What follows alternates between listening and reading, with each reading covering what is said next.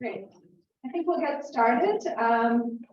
Thank you all for making your way over here. I know you have many places you could be this week. Lots of competing events, so we're delighted to us.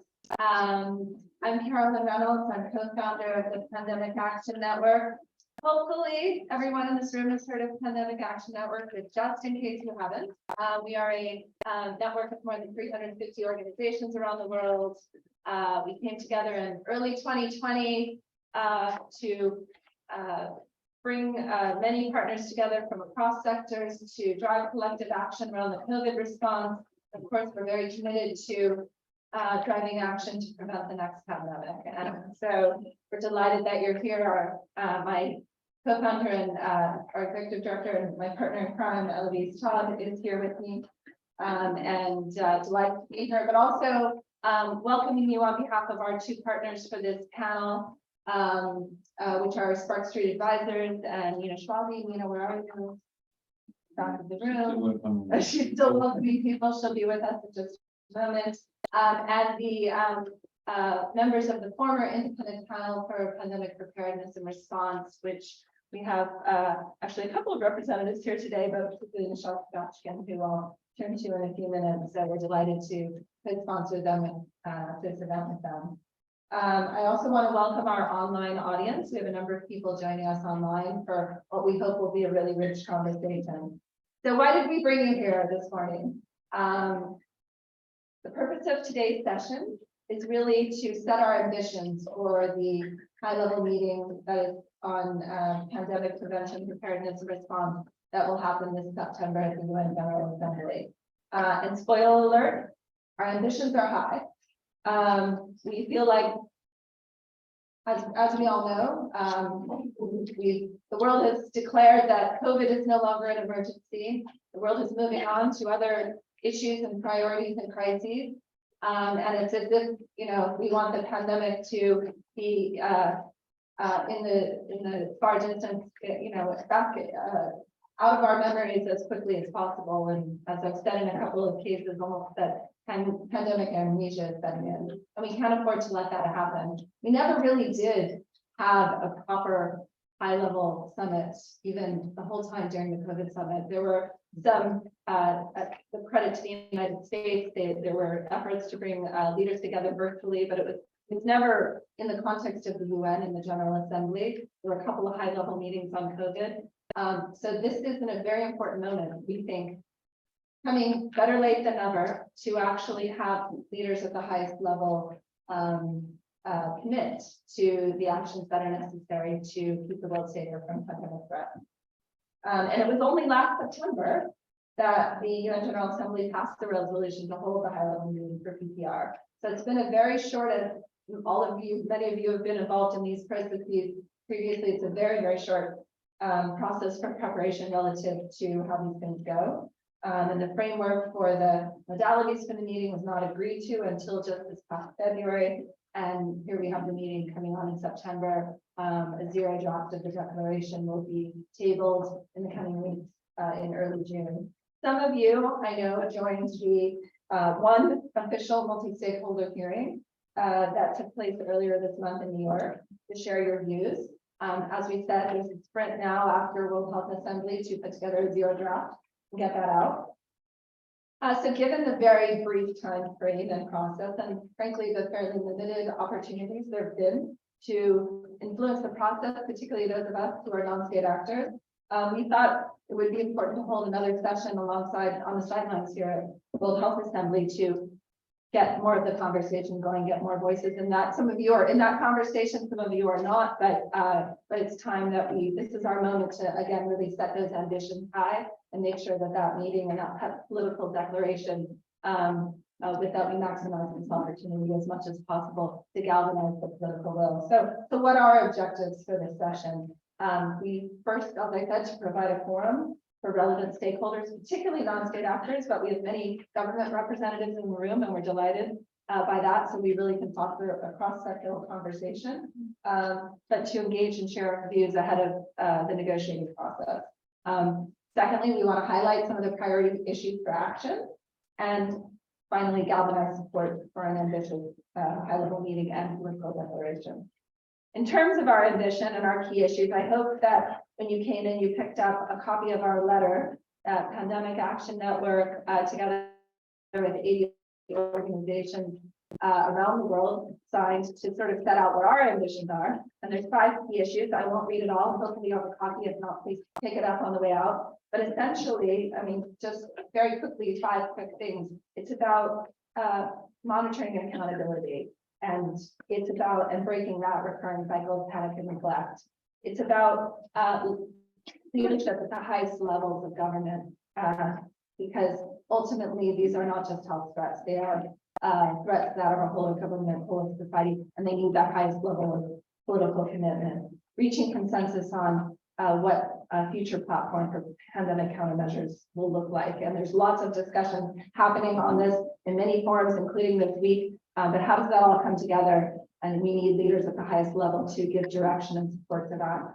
On financing, which is a really critical issue, there's been some movement on that in over the past year, and even in recent weeks, on setting up of the pandemic fund, on the G7 just came together, and there's a process underway at the G20 about surge financing. The INB is talking about domestic financing, but we know that pandemic preparedness in particular is chronically underinvested, and we have a lot more to do. And that this is both a domestic issue, but it is a global issue. And then finally, reinforcing the importance of a multi-sectoral approach to PPR. So we'll get into some of these issues during the course of the conversation, and really looking forward to a dynamic conversation. We have asked a few people and some of our esteemed leaders in this space to give some initial reflections and remarks from their points of view on what the promise of this moment holds. But then we really want to involve all of you, and including our colleagues online.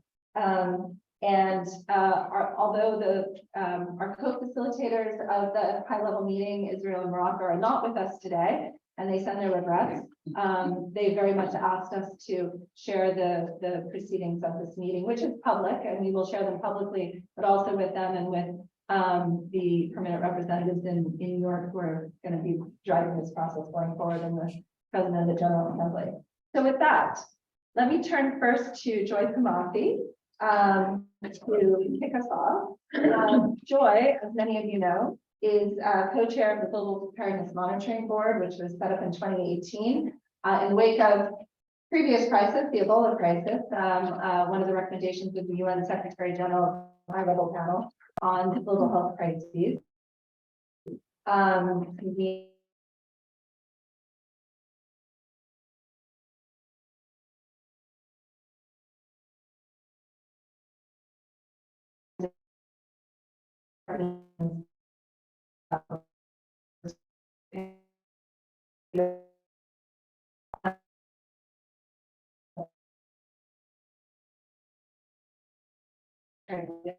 Leaders and Ryan Foreman help us.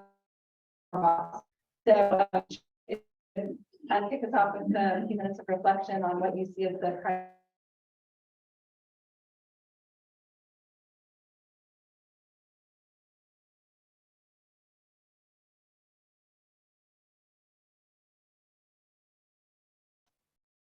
Fellow citizens of our lovely planet,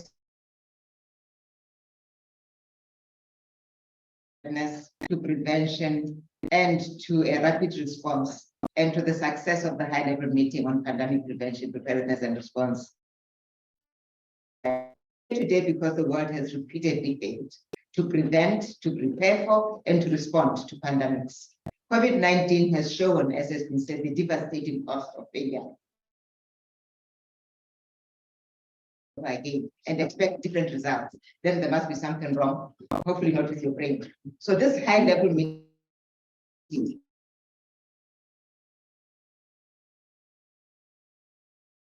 a robust global health architecture that is coherent, equitable,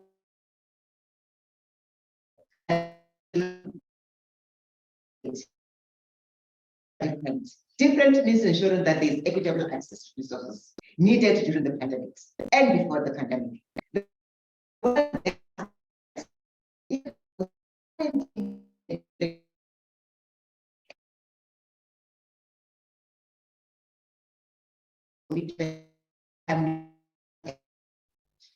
So the financing must be comprehensive. Sectoral preparedness and strengthening the One Health approach to pandemic prevention, preparedness, and response, engaging all sectors, including the private sector, civil society, to build country capacities. And I want to emphasize this again, to find the funding needed to power these reforms. Different also means using the high-level meeting to address growing fragmentation and minimize redundancies.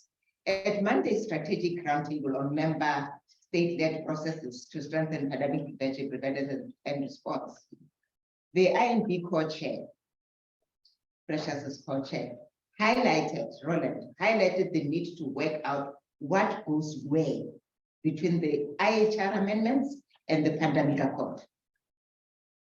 What goes where should also be a key consideration of the high-level meetings.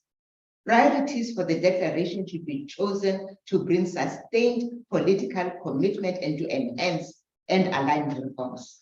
There is a clear need for the meeting to endorse the central role of WHO in preparedness, to build a momentum for the negotiations of the pandemic accord. We also need to design these critical reforms based upon evidence. The world cannot wait for a future pandemic to see where the new global health emergency architecture is fit and whether it is fit for purpose. For this reason, the GPMB has called for a simulation exercise of the pandemic accord and the IHR amendments before they are finalized, to provide assurance of their effectiveness, to help identify any remaining gaps, and to resolve any outstanding areas of disagreement. The GPMB continues to emphasize the vital role of independent monitoring to guide reforms. Monitoring is essential to provide timely feedback on progress and to identify areas of course correction. The high-level meeting must recognize the critical importance of independent monitoring as a tool for strengthening accountability and for making sure that the COVID-19 chaos and tragedies are not repeated. In fulfillment of its mandate for independent monitoring, the GPMB has developed a monitoring framework to provide a risk-based, multi-sectoral, whole of government, whole of society assessment of global health emergency prevention, preparedness, and resilience, helping to define the scope of what is needed. We invite you to go through this framework. It is a living document, and we hope that it can support state and stakeholders in their assessment for preparedness and therefore the needs for reform. Finally, leaders must approach the high-level meeting on prevention, preparedness, and response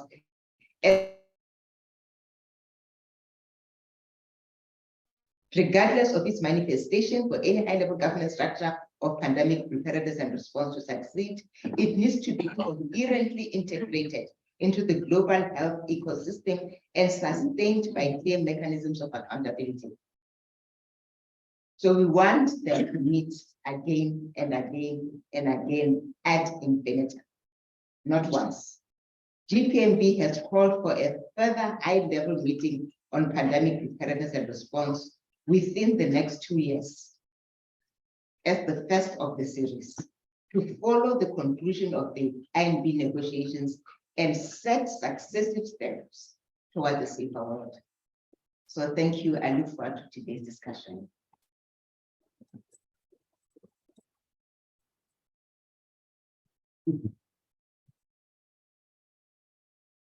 You see why I invited Joy to talk. So thank you, Joy. That was very powerful. And just to underscore your message that this is not a one-off, that's one of the messages. And not saying within 2 years, we're saying within 1 year. At 12 months, at the Summit for the Future, there should be a follow-on summit. And why? for all the reasons you say, because actually we need to sustain the political attention, but also it makes sense if, and we will hear from Precious in a bit, if we are on track to complete an INB by May of 2024, it is actually the right time to then say, all right, what does this mean? Let's match this to the political declaration. But also the Summit for the Future is about the future threats, the emerging threats, so it makes a lot of sense. So we'll come back to that. Thank you. Next, I want to call on Michelle Kazachkin. Michelle, again, is known to many of you as a former executive director of the Global Fund to many other accomplishments, but he's also here in capacity as a member of the former independent panel for Pandemic Preparedness and Response, which was set up by the World Health Assembly in 2020 to, in real time, look at the lessons learned and from COVID and what the world needs to do better, but also took into account the many lessons from previous panels and reports. And so Michelle's going to share some thoughts from his perspective and from the panel. Thank you very much, Caroline. Good morning, everyone. It's a pleasure to be here with old friends, Joy and Precious and Minister.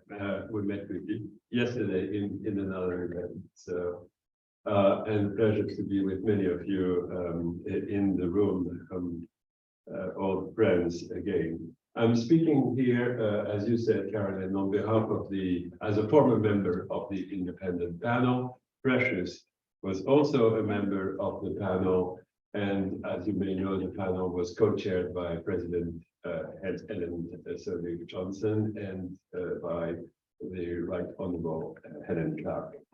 So to answer your task, let me just make 4 points.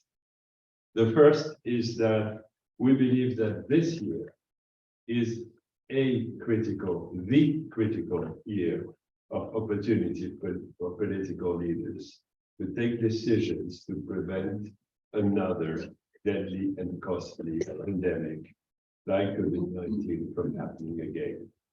One of the first observations of our panel, Precious, you will remember, was that despite consistent messages and reports that significant change was needed to ensure global protection against pandemic threats, the majority of recommendations of those panels, including the UN High Panel on West Africa Ebola, which Joy mentioned, have never been implemented. Health threats have not been elevated to the same level of concern as terrorism, nuclear disaster, or global economic instability. And national pandemic preparedness has never been really funded. It's been vastly underfunded. And we've never seen a coalition of interests with power and momentum to achieve a package of essential reforms to actually be assembled. So we thought that this was a missed opportunity and actually a fatal mistake, and that should not be repeated. So that's first. The second is that we recommended, as you know, a package of reforms and of processes to be initiated, starting with a pandemic treaty, starting with the revision of the international health regulations to ensure more speed in reporting, investigating, and alerting outbreaks and pandemic threats. And we also recommended a UNGA special session and a political declaration that would commit heads of states and government to a transformative package of reforms. So we believe that the September meeting is now the opportunity again for world leaders to come together and commit to the actions, to the accountability. I fully agree with your points, Joy, necessary to prevent the next pandemic, while at the same time reinforcing the important pandemic PPR processes taking place in Geneva. Third point, we see for that UNGA special session the opportunity to negotiate a concise, action-oriented political declaration, short, but that would give momentum to essential areas of reform. So in that spirit, our co-chairs recently published this document, this roadmap, which I think is available at the door, which you may have seen. And the roadmap outlines the 6 areas that we believe must be addressed in the political declaration.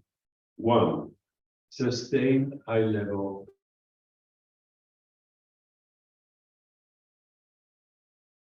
enduring health crisis.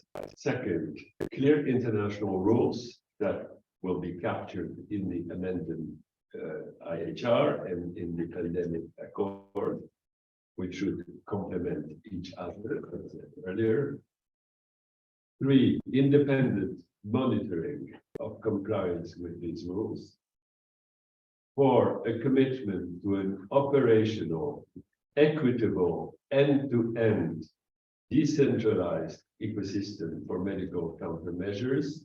And I can elaborate further on that later in the discussion. 5, a commitment to sustained financing for preparedness and substantial surge financing for response. And 6, an independent and well-functioning WHO. My fourth and last point is that we had, as you know, a particular focus on the sustained high-level political engagement, and we called for a high-level Global Health Threats Council. This is very much a debated issue these days in New York, here in Geneva, everywhere. I can elaborate on it further in our discussion.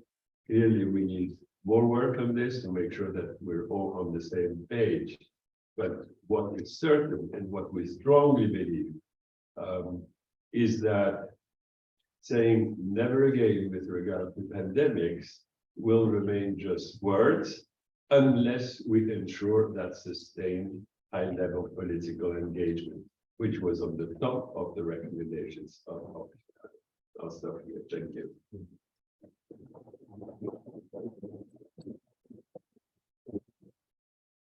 Thank you so much, Michelle. And as you can see, lots of synergies between Joy and the GPMB and the panel and the Pandemic Action Network and many of our partners in terms of the priorities. So if some of us were holding the pen on this declaration, I think we would be in good shape. Next, let me invite we're delighted to have the Minister of Health from Trinidad and Tobago with us today, the Honorable Terence thank you, who is joining us. And Minister, we're delighted to have you and to share the perspective from your country, from a small island state, and what this kind of high-level meeting, what is the opportunity that you see there to announce this agenda? Thank you. Thank you very much, Carolyn, at table. Ladies and gentlemen, it is a signal honor for me to be here this morning. My name is Terence Singh, Minister of Health of Trinidad and Tobago. Hands up, all those who know where Trinidad and Tobago is. Okay, so I don't. I thought I caught you all. Great. As Carolyn said, we have to make sure that we doesn't suffer from COVID amnesia. And I'm very glad to see this network coming under one umbrella take this step. Why? Because we don't want duplication of efforts again. That is a recipe for disaster. But I need to put in some sense of reality coming from a political front. I'm a politician. I represent the constituency. I'm the Minister of Health for 8 years now. I don't know what I have done to deserve that, but I am there 8 years now. So I can share my experiences from you from a small island state and from a political perspective, how you can move forward. The odds are 27% you're going to have a next pandemic in the next 10 years or so. That's what I see online. So it's not a matter of if, just a matter of when.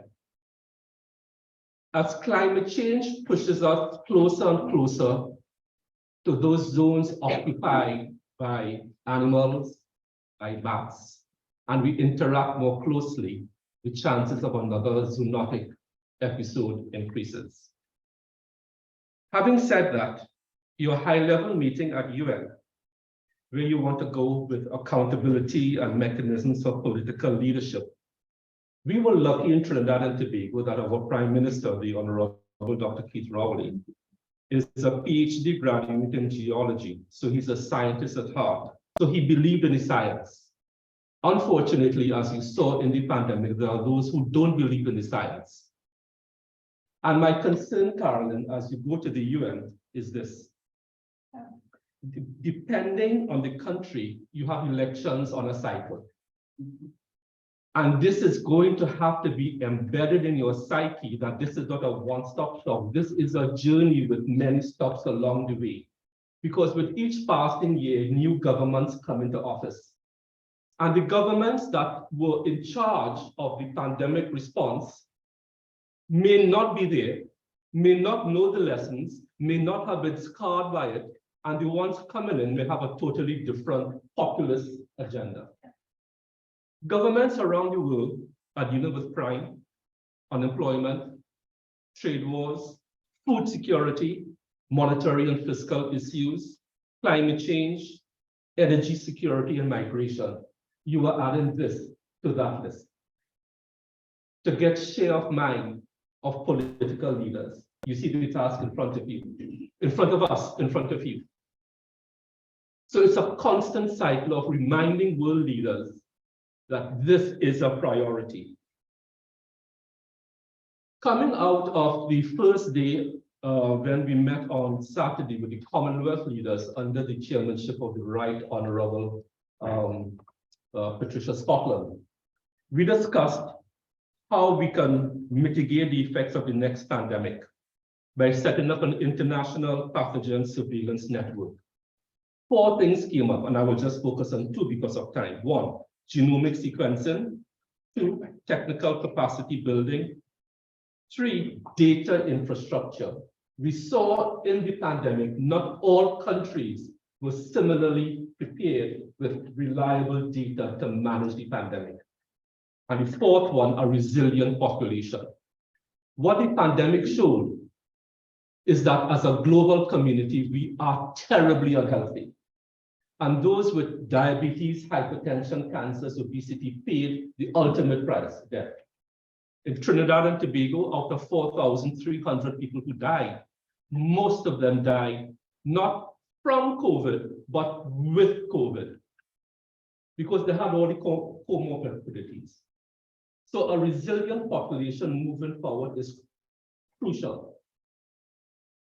We discussed the 4 C's: complexity, communication, collaboration, and continuity, sustainable funding, which my dear colleague spoke about here, so I won't go into that. I will focus on 2 C's: communication, fake news. The United States found 12 persons who infected the entire global community with fake news about vaccines. President Biden spoke about those 12. He called them out by name. In Trinidad and Tobago, a citizen of Trinidad and Tobago, I won't call her name, resident of the United States, put out a video saying her cousin in Trinidad took the COVID-19 vaccine and got big testicles. I had to go on the Trevor Noah show. That was me. For those of you who saw that interview, anybody saw it? Nobody? Yes, yeah. That was me. I had to go on the Trevor Noah show to debunk the fact that the COVID-19 vaccine does not give you big testicles. You laugh, but you see, the uninformed in society, as their go-to media, believe these things. Believe these things. So we have to, because I may not be here 3 years from now, we all have this job of combating fake news, which is not based on science, but which scares the uninformed into making irrational decisions. The last thing, collaboration. I spoke at the Commonwealth Ministers meeting on Saturday, and I said, COVAX, which was supposed to be this mechanism to deliver vaccines, no doubt equity, fairness for all.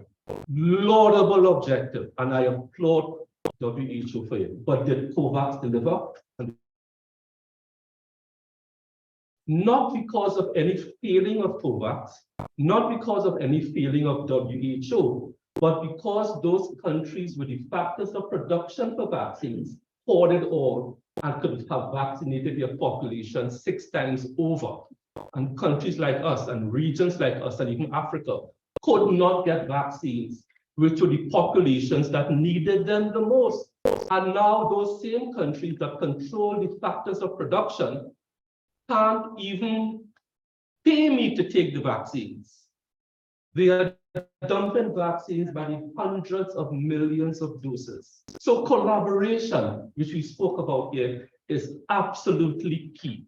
And how do we get global leaders and those countries with the factors of production, whether it's vaccines, ventilators, medical devices, MRIs, drugs?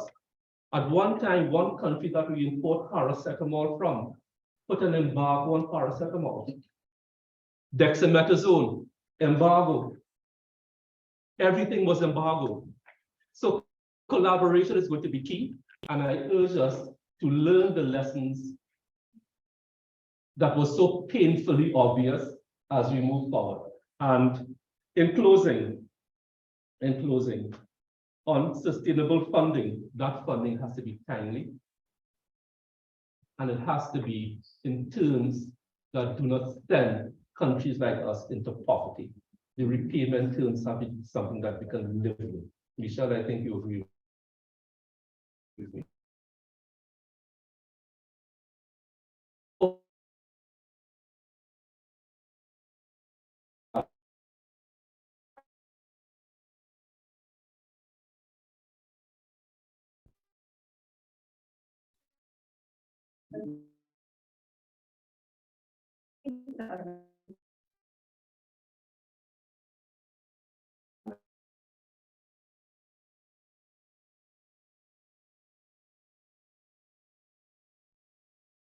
All right.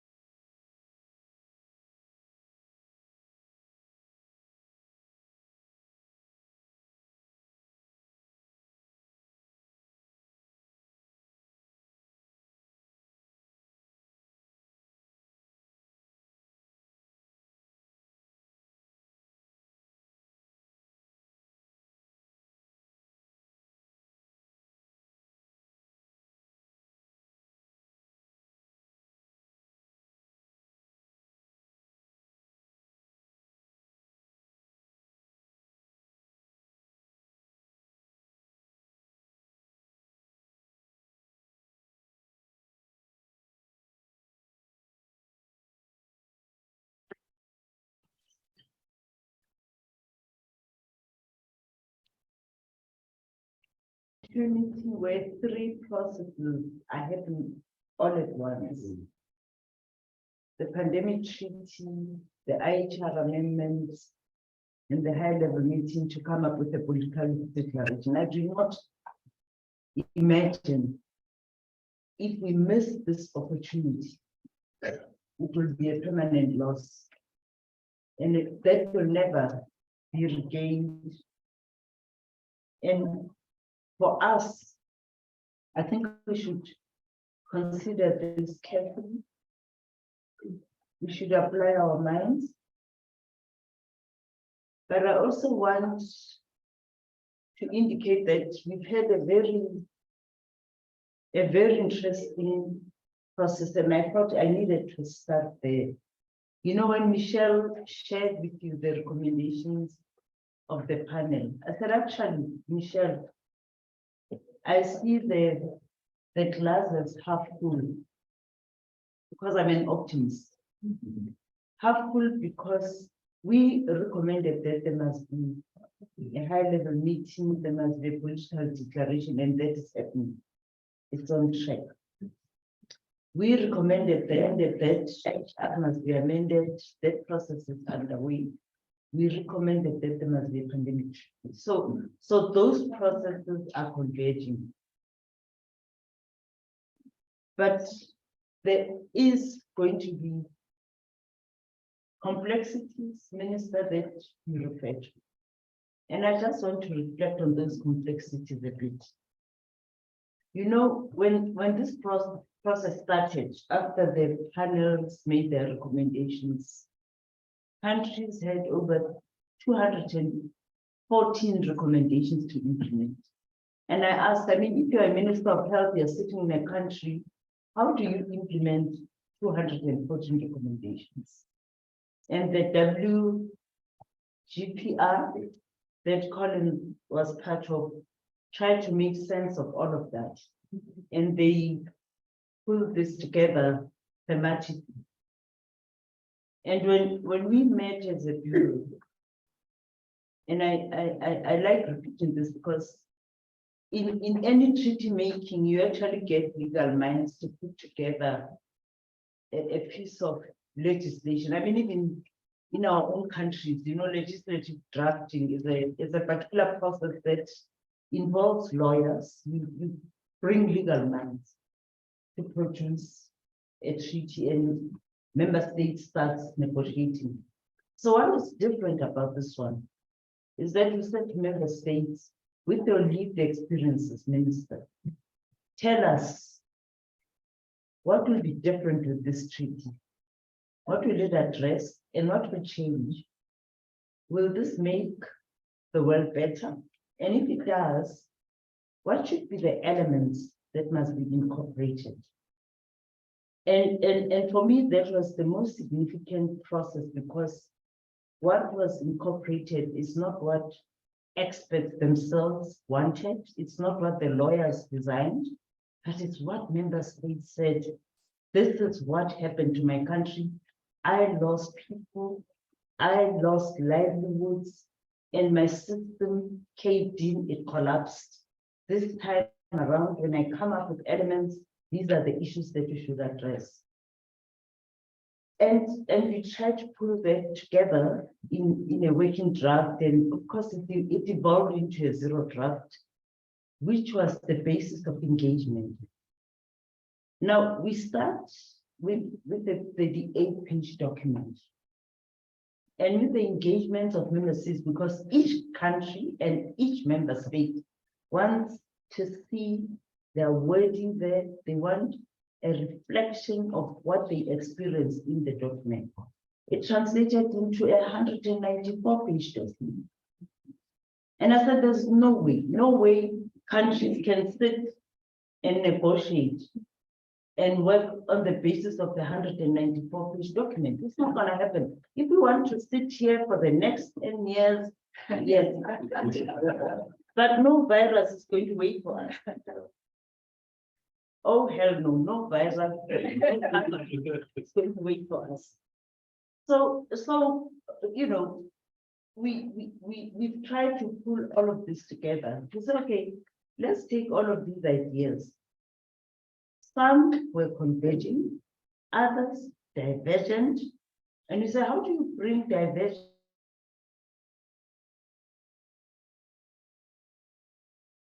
a manner that will still make sense out of all of these inputs and still help us drive the negotiation process.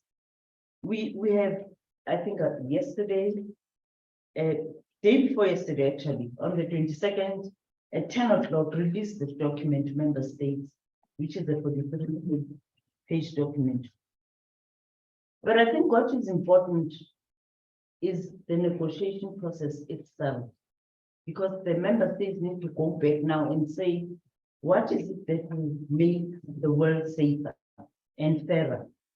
And whatever wording, whatever the recommendation they come up with, it should be endorsed, it should be reinforced by the high-level meeting. But what Joyce said earlier, it will not happen if the two processes of IHR and IND are seen in parallel. And I'll repeat it in this meeting that we actually see this as a continuum. We see IHR and the IND pandemic accord as a continuum. One is a purely technical document with a lot of technical content, and the other is a political document. The pandemic accord must be seen as a political document that should be further reinforced by the high-level political declaration. So it is our fervent hope that whatever issues we've come up with, member states would confirm them, because we put those that we think they agree on. And you said those that they disagree will present them as options. And why we say options, we could have said, let's keep them as brackets. We say options because we want them to choose an option. We want to force member states to agree on an option. If there are two options, let them choose one and negotiate based on that, because that will help us to progress better.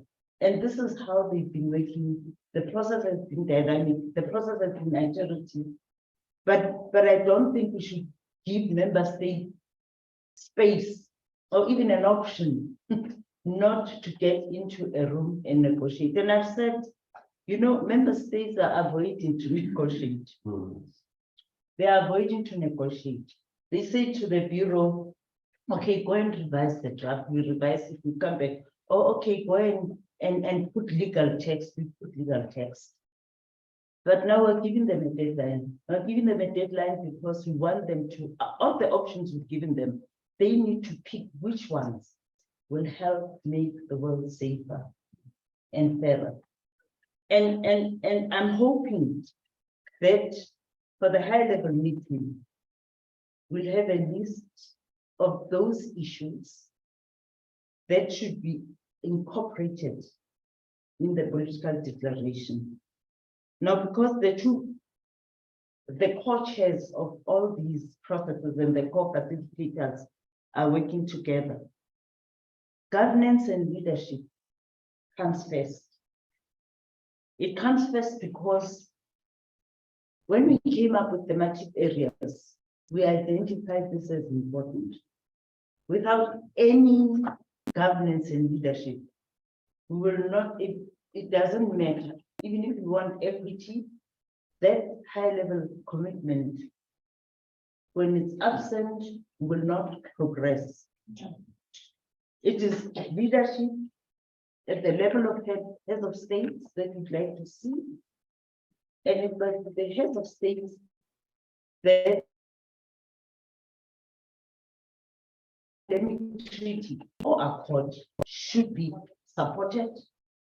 They must reinforce those messages in the declaration.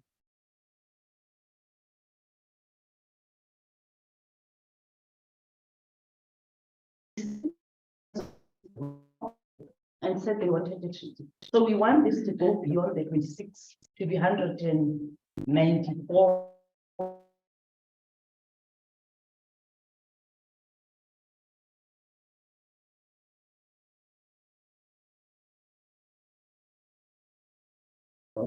It's about debt relief. Countries cannot afford, after their economy is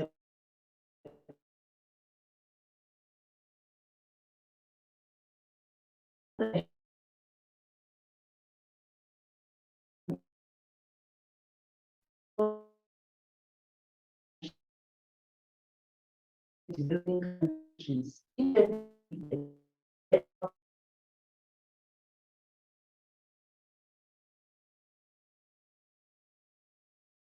And recover. It's what heads of state should agree to.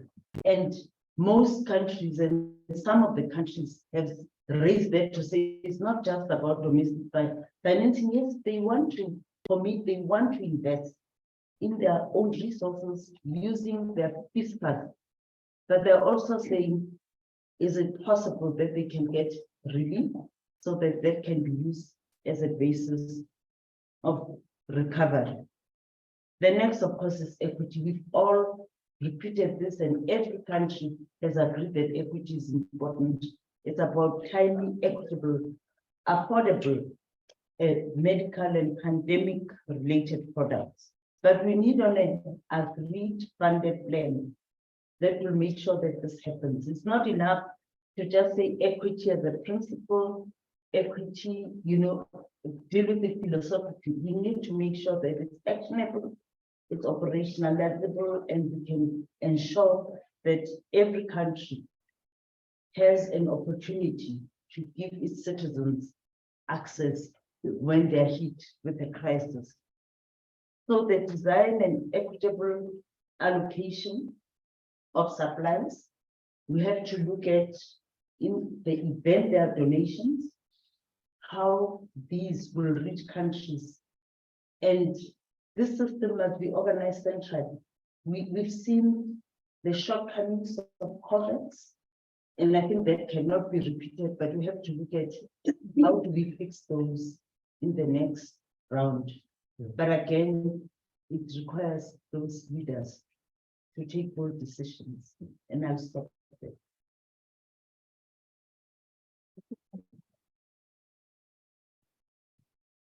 As I said to her last night, you can see why she's the right person for the job.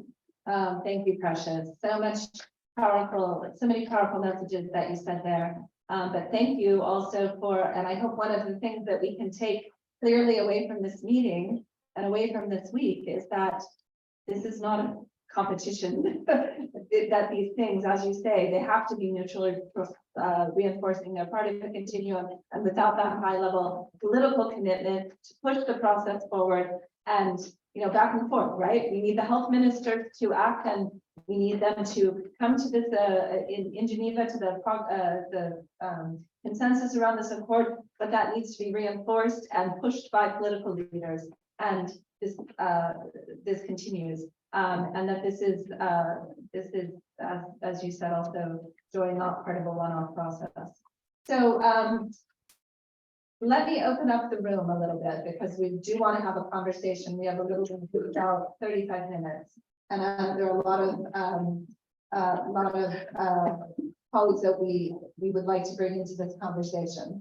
So actually, if I might, please let us know if you'd like to contribute some thoughts, but let me actually call on first on invite the colleague from the US, Colin McKiff, just to offer some initial thoughts. Sure. Hold on, Colin.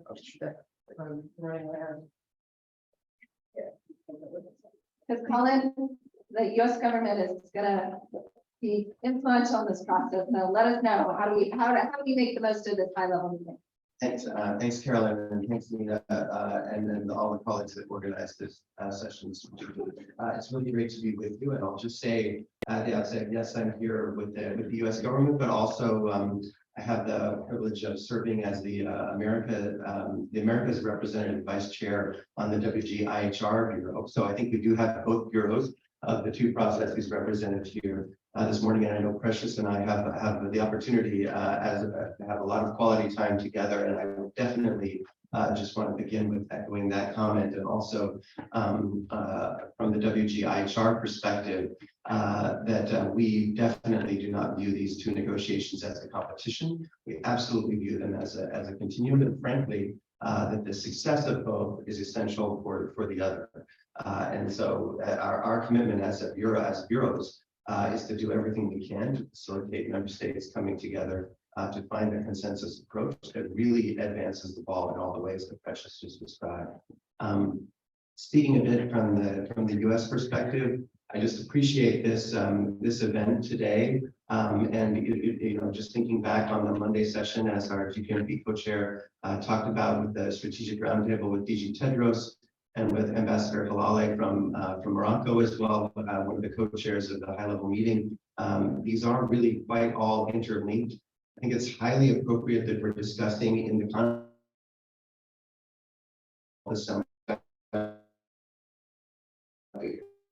I'm Human Services Department and work closely with CDC, with USAID, with others across the USG. And I think it's very appropriate what Ambassador Halale emphasized, that the high-level meeting is really, and the political declaration is really meant to facilitate and strengthen the work that we're doing here in these WHO processes. Because I think, and I say this a lot when I talk about this and the work that we're doing, but you know, at least in my perspective personally, and I'm interested in Michelle, what you think. I feel like this is what we're attempting here with these negotiations is potentially the biggest change and biggest updating and refinement and strengthening to the global health architecture, at least since the start of the HIV/AIDS response and the establishment of the Global Fund, the establishment of UNAIDS. This is at least on that order of magnitude. And so it's not a simple thing that we're attempting here. And the fact that we're able to continue to make progress, it does feel that we're in that messy middle, as you said, Carolyn, but the fact that we're able to continue to make progress despite this very challenging headwinds of the geopolitical environment that we have, really does speak to the commitment of countries, of all countries, to make something happen here. So I think in that regard, I think you know, from a health perspective, most of these infectious disease outbreaks that we're talking about will and are be addressed through the health system itself, right? And so that you have that strengthened surveillance, you have that strengthened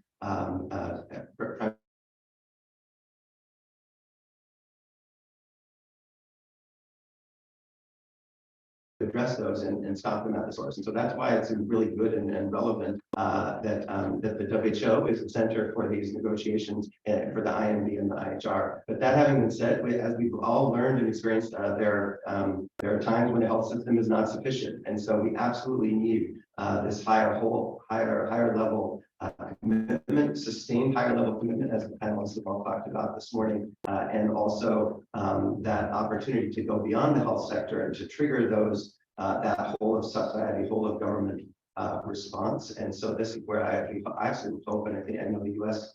Government hopes the political declaration can really have an impact. And I guess the last thing I would say, and this I think makes some of my countrymen a little uncomfortable, I very much agree with the notion that what we're doing here is really fundamentally creating global public goods that are going to be beneficial for all people everywhere. And that's something that we have to keep in mind. And I think that it is front of mind for the U.S. in these negotiations. We want shared responsibilities and shared benefits across the board. So I thank you very much for the opportunity.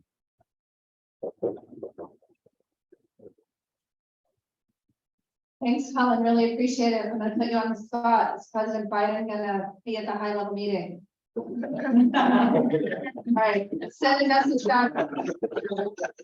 Send a message back. We want him there, and we want him to. But seriously, we want him to also compel other leaders. That would be a very powerful statement. Thank you. All right, I think we have some question in the back room. Thank you very much and good morning. My name is Olia. I'm with Frontline AIDS, and I'm also the outgoing civil society nurse alternate member of the Pandemic Fund Board.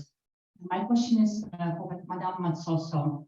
I'm interested in your view. How do you evaluate civil society and community engagement in the pandemic report development process and IHR process?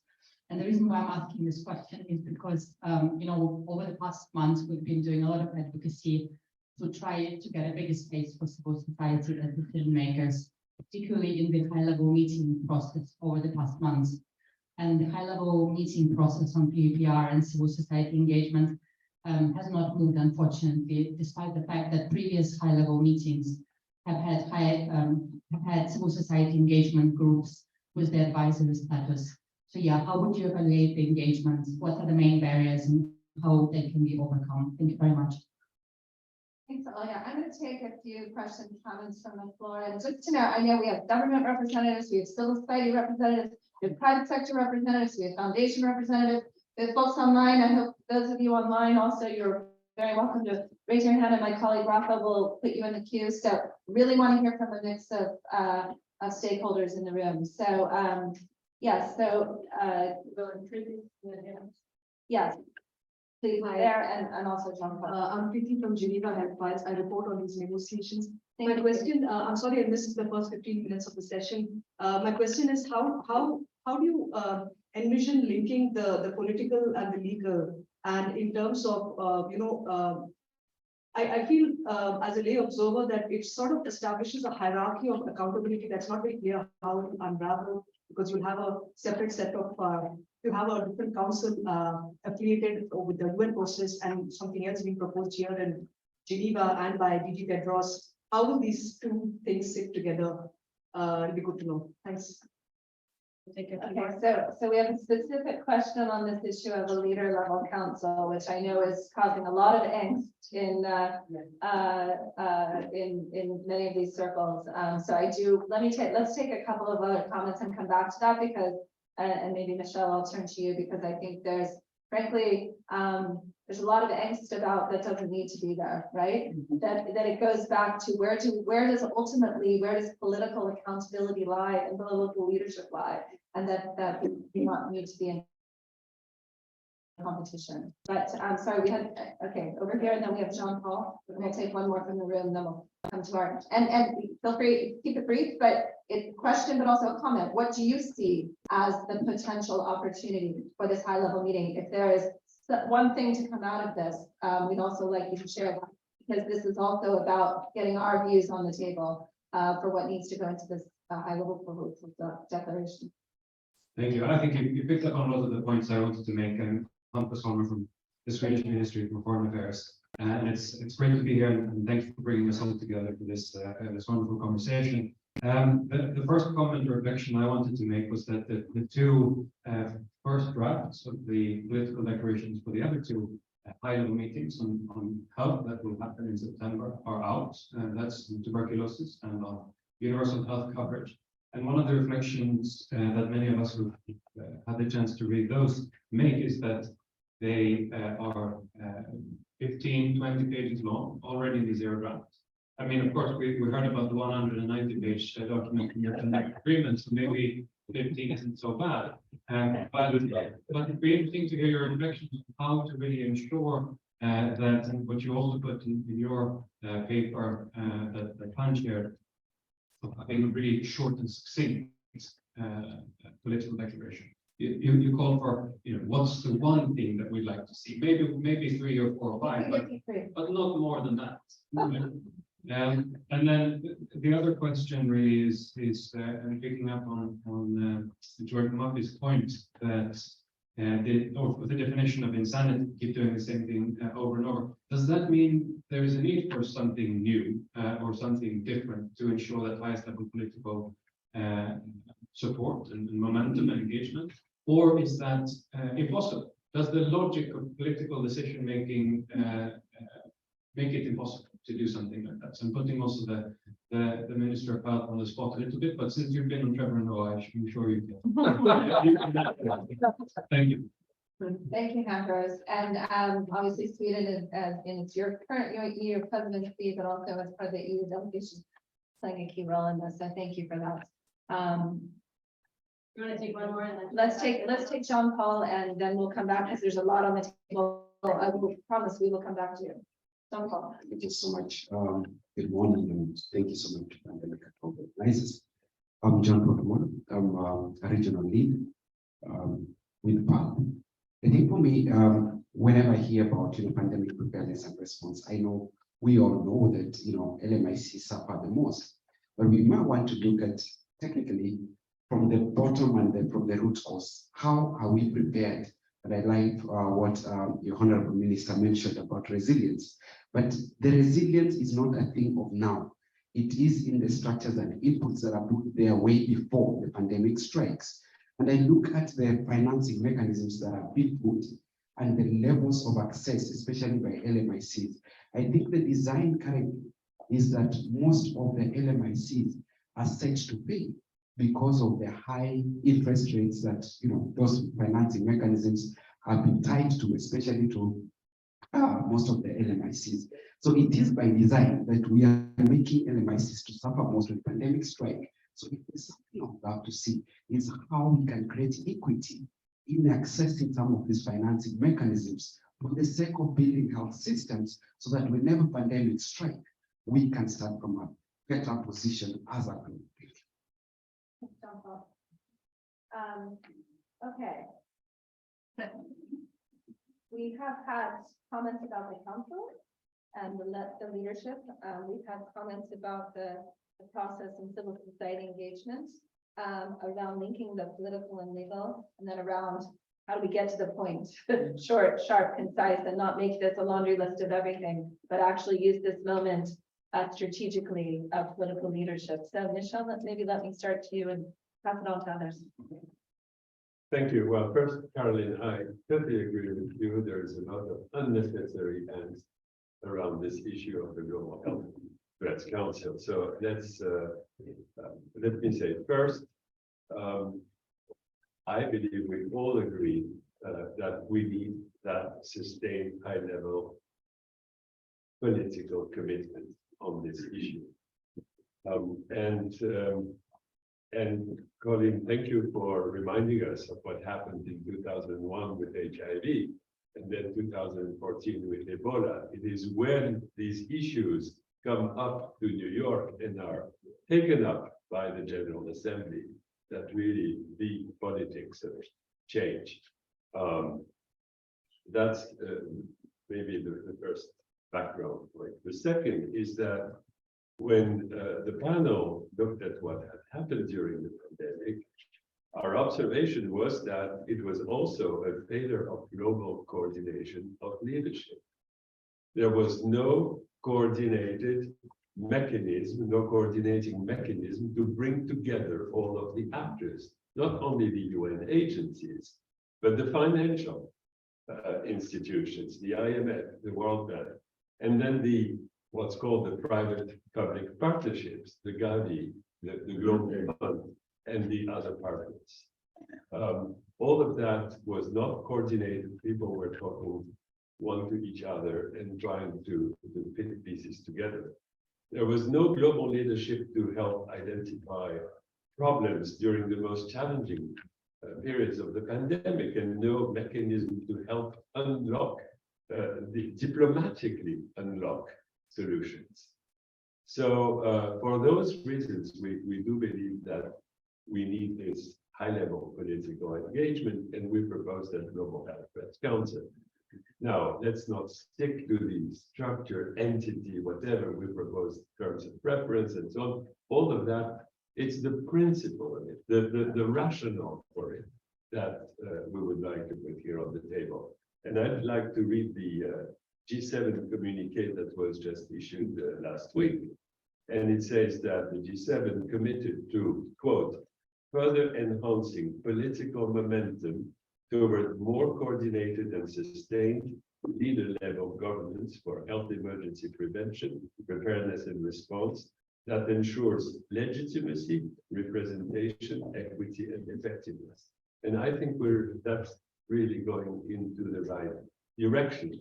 Then we can go into discussing options, whether that council would report to the UN General Assembly or also to the World Health Assembly. How does that fit with the Secretary General's recent proposal for an emergency platform for all emergencies, health, food, climate. All of that is to be discussed, but again, with is an agreement that if we miss again this opportunity of crystallizing a high level sustained political commitment, we will miss a major opportunity historically. Thanks, Michelle. Let me ask others to come in briefly on any of the other points that were raised. Sure. Thank you. Just very quickly, here I'll not be speaking as a GPMB chair, just as a former politician. I do think that there is a need to make some change in the political process, like what Michelle was talking about. But I think we have to think carefully about how we are going to do it and how that change is going to impact on existing structures, and whether there is going to create competition with existing structures, or which will then lead to delays, or whether it is actually going to enhance the capacity of the existing structures to pandemic, was that the regional groupings actually had to put together to defend their own people, whether it was the European group, the African group, the Latin American group, they all put together. So if we operate and create a structure that exists outside the authority of those regional groupings, it's going to fail. So I'm saying that the politicians who are currently working on it, I'm not a politician, but they must consider the existing structures and how they are going to use them and work with them to come up with something that is going to be more effective. And the other comment that I would like to align myself with now as GPMB is the comment that was made by Pat. Resilience has to be built into existing structures. We cannot say we are going to create special pandemic preparedness response structures, and those who be resilient, whereas the existing is not. So that's a very, very important point. And I would like to underscore it.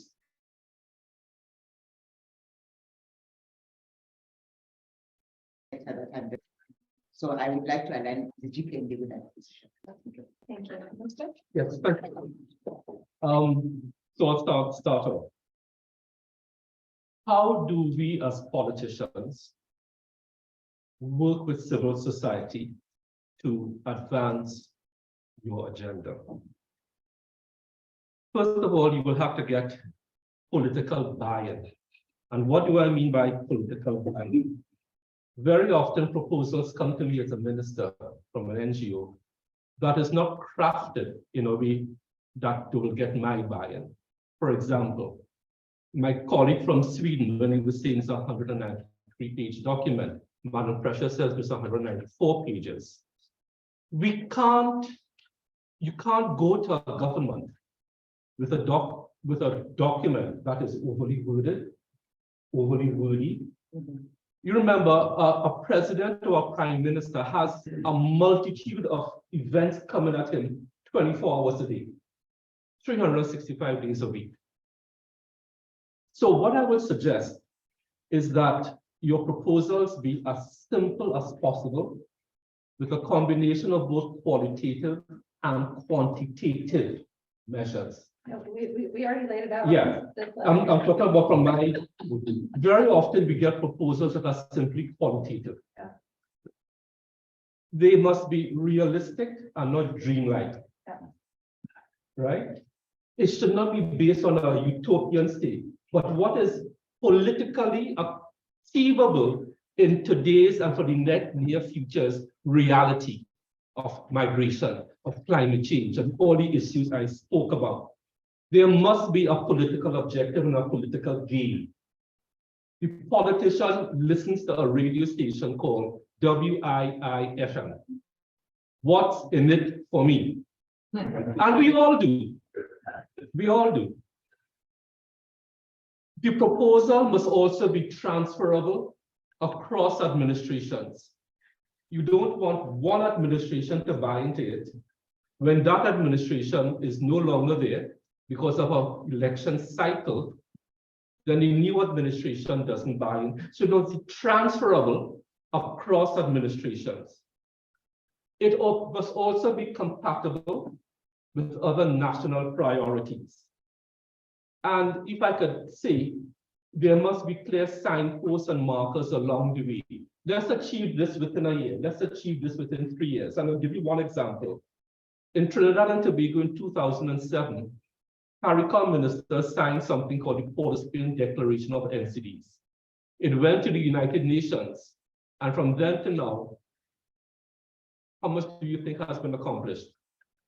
Very little, for a variety of reasons. And so those are my thoughts, and I'll just ask one last question. Many of you know where Trinidad and Tobago is. How many of you have been to Trinidad and Tobago? Only 3. So you're inviting us. Yes. No. 4. So those are my thoughts. Precious, briefly, and I want to make sure we have another round before we close. Okay, thank you very much. Let me attend to the question about civil society participation. One is that I firmly believe in that. Civil society must be part of the co-creation of any, treaty, IHR amendments and so on, and calling in, and maybe to your defense and your country, you are singled out as a country that refused to have civil society participation, which unfairly, I think that was not the case. We have, as the Bureau, actually said to member states, can they at least sit in and listen in? They don't have to contribute and make changes, but at least listen in. And I'll keep on pushing to have that happen. But what we want now this time, and I understand why member states are anxious about, some of them don't want their comments in because of the backlash at home, and they are trying to avoid that, and we understand that.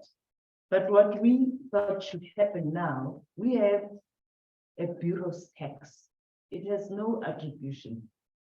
And we would like that, and in fact, we've taken the decision that we'd like that bureau's tax to be shared publicly, because some already have it informally, but we want the edited, because the one that is out to member states is unedited, there's some spelling errors. I saw somewhere it was incorrectly. We want the edited version to be shared with all of you before the end of the week.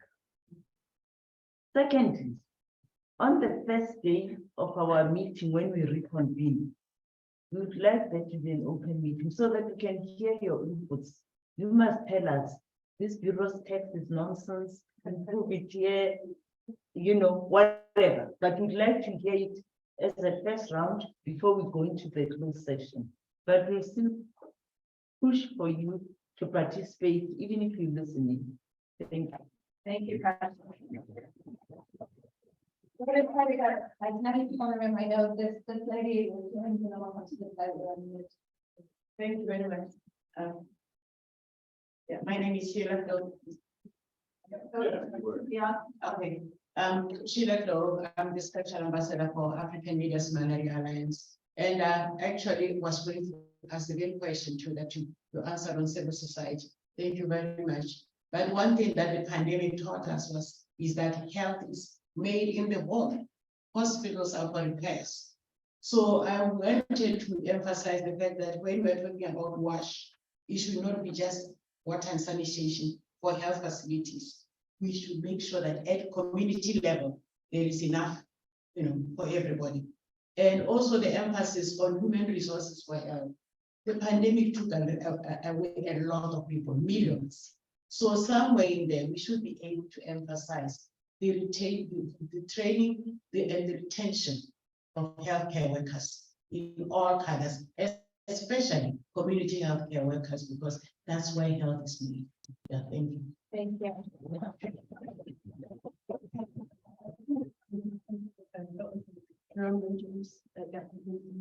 Thank you very much. Sorry, my name is Jérôme Pafman-Zambrini, and I'm putting here because I couldn't see the crowd. I'm from UNICEF, and I'm leading the public health emergency response unit.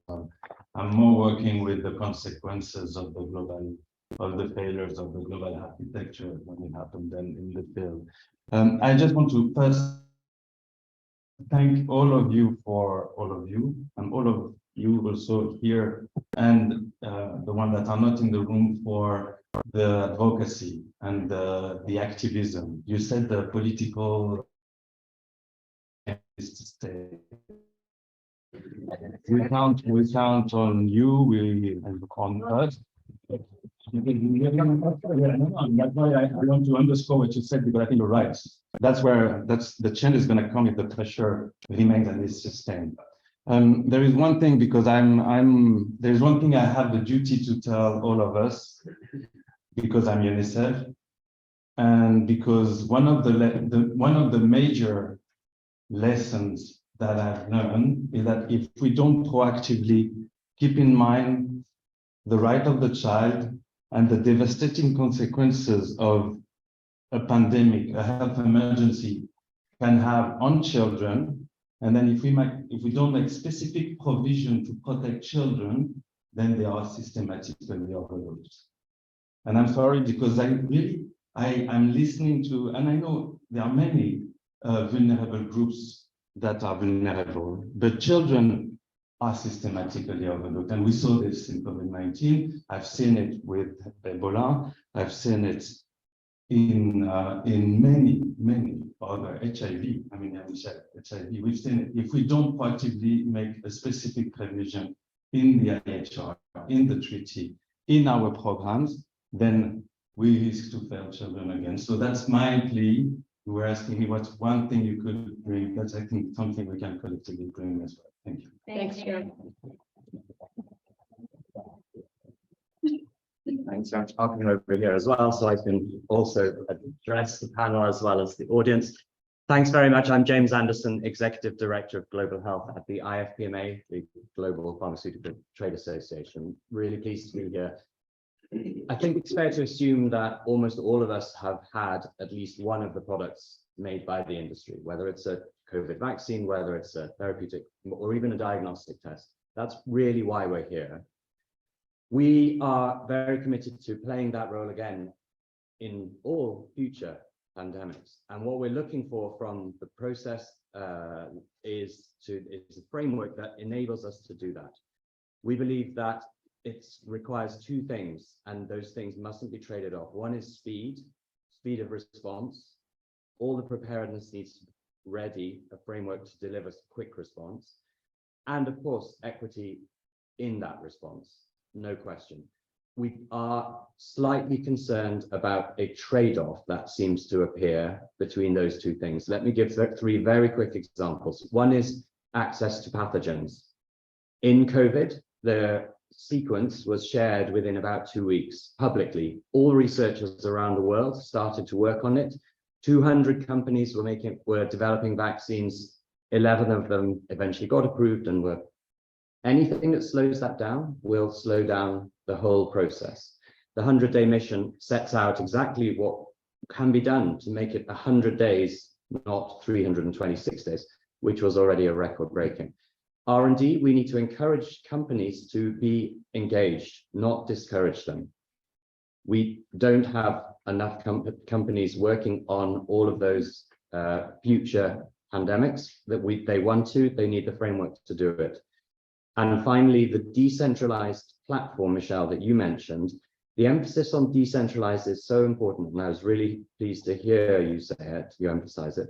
What we hear the language, it's not, it's centralized. It's monopoly, it's top-down control, command and control. We're a bit concerned with that direction of travel. Thank you. Thank you. Colleagues and advocacy, please. Thank you so much, the Infection Network, for inviting us to this important discussion. My name is Wissam Mantoura. I'm the lead for the Emergency Center in Africa. I'm happy to be with you today. So let me get the African perspective. Unfortunately, we learned the hard lesson during COVID-19 response time. Failure in the global health security infrastructure, solidarity, global solidarity was not there, inequity. All the time, we are facing this difficulty, and unilateral decisions from global north against our countries and global south, especially Southern Africa region, many African countries. Away from what happened, what is our look for the future? For us in Africa CC, we are moving in two directions. The first one, how can we strengthen our African health security infrastructure? And this is our plan for this transition phase for COVID-19. And we're moving in three directions. First one, the governance support. We're aware since day one about the importance of high-level political engagement for COVID-19. This is why 1 week African Union called for emergency ministerial meeting that adopted what is called African Task Force, African Task Force for COVID-19. This is the governance structure for COVID-19 response in the continent. At the top of this structure, African Union Bureau for Agency State and Government. So this is our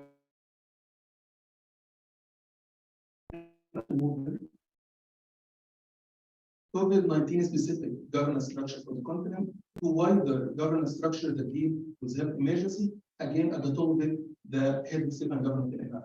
And second part linked to the financing mechanism. We established different financing tools, one of it COVID-19 fund for the continent, and we'll be moving to emergency fund at the continental level. And third one is related to system. Under this system, we have different elements. One of them to deal with access element. There's a lot of challenges for Africa with access to essential commodities. Establish MSP platform to get access to commodities, a better mechanism to do pool procurement for key commodities and supplies. Those mechanisms meant for COVID-19, now we're moving them to have this pool procurement for essential commodities across all priority threat and hazard in the continent.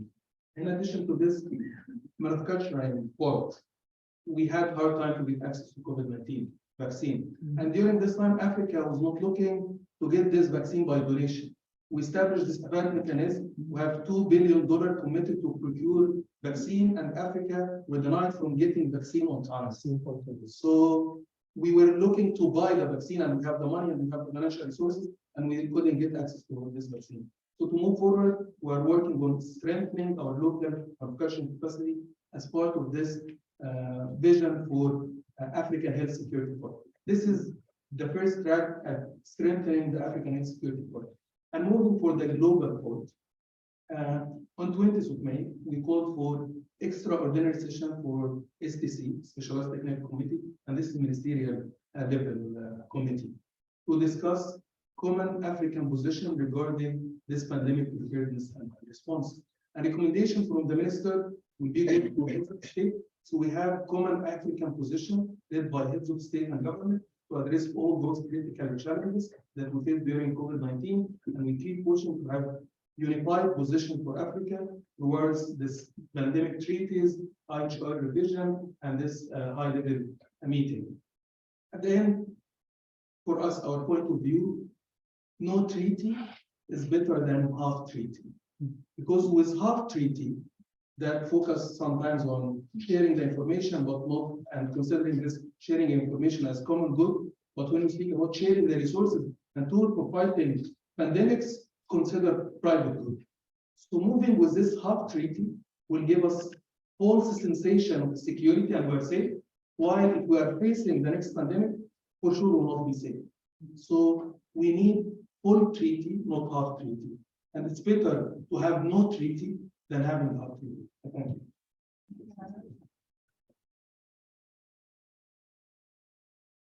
So we're at time. I know there are a lot of people who want to come in. I'm going to ask Alicia just for a quick 30-second intervention, and then really want to actually encourage us to continue the conversation after we close.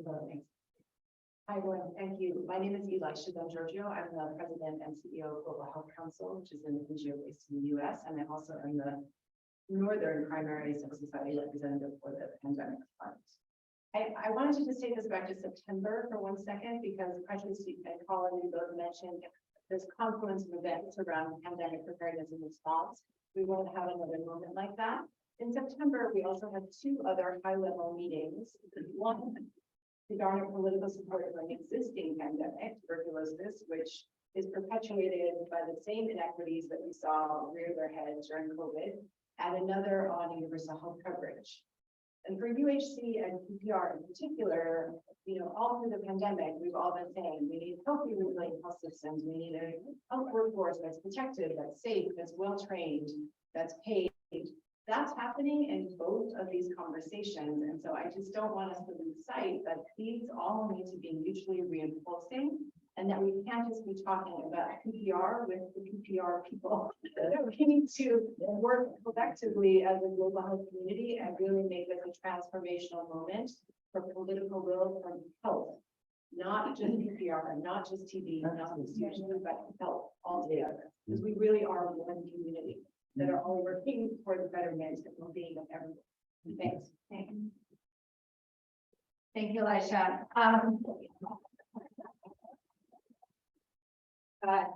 Rather than go back to, this has been an amazing conversation, so many rich contributions. I'm going to turn over to my colleague, Nina Balde, who my partner in crime, is co-hosting this as principal for Spark Street Advisors. Maybe Nina, just to say a couple of words of wrap up and where we go from here. Great. So thank you all so much for your active participation, for coming out at 8:30 in the morning and staying with us, particularly to our panelists. It's a busy week. And we know that this is the most important thing on the agenda this week. We're not going to do this again. There's a lot of pessimism. The journalists are like, oh, we're never going to make it, blah, blah. We're going to make it. We're going to get a treaty. We're going to get a treaty that's aligned with the IHR. We're going to have a high-level political declaration, head of state council, and show that we care that this is not going to happen again. So,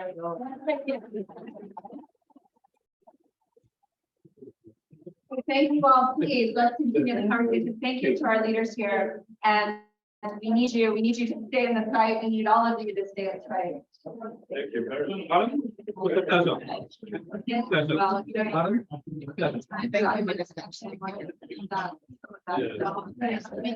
Well,